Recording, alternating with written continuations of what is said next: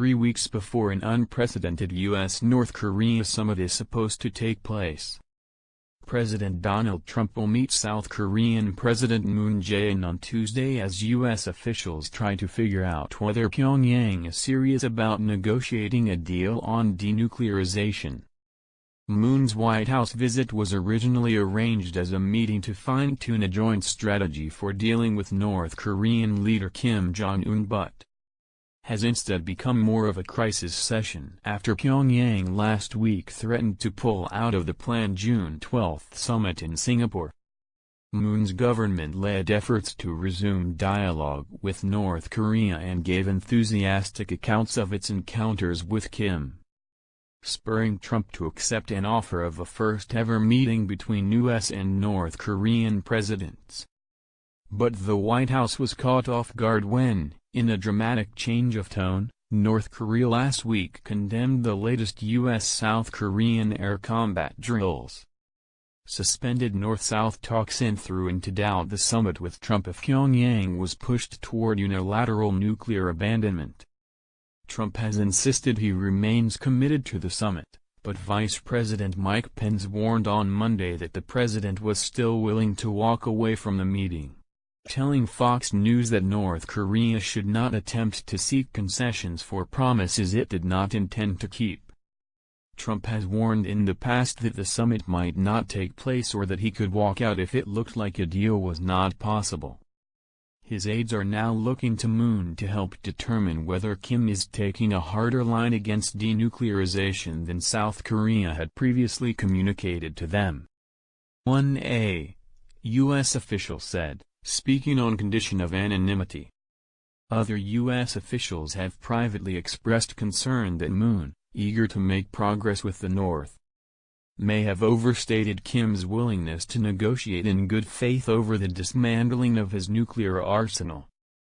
2 visits by U.S. Secretary of State Mike Pompeo over the past 2 months have apparently failed to yield much clarity on Kim's intentions. Some in the U.S. government worry that Moon may be prepared to accept a less stringent version of North Korean denuclearization than Washington wants and could be open to faster sanctions relief for Pyongyang. The official said. Most analysts say it is unrealistic to believe North Korea will agree to complete abandonment of its nuclear program, which has focused on developing a missile capable of hitting the United States and which Kim sees as crucial to his survival and power. If the summit is cancelled or fails, it would be a major blow to what Trump supporters hope will be the biggest diplomatic achievement of his presidency. The uncertainty comes at a time when Trump's withdrawal from the Iran nuclear deal has drawn criticism internationally. His moving of the U.S. Embassy to Jerusalem has fueled violence on the Israel-Gaza border, and he is on the defensive over an investigation into alleged Russian meddling in the 2016 election. Testing Trump?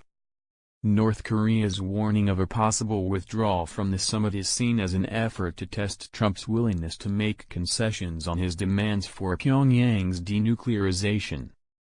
The U.S. official said.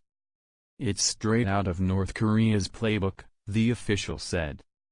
North Korea's condemnation of Trump's hawkish national security advisor, John Bolton, for proposing that North Korea should emulate Libya by abandoning its program of weapons of mass destruction was believed meant to sow divisions within the administration.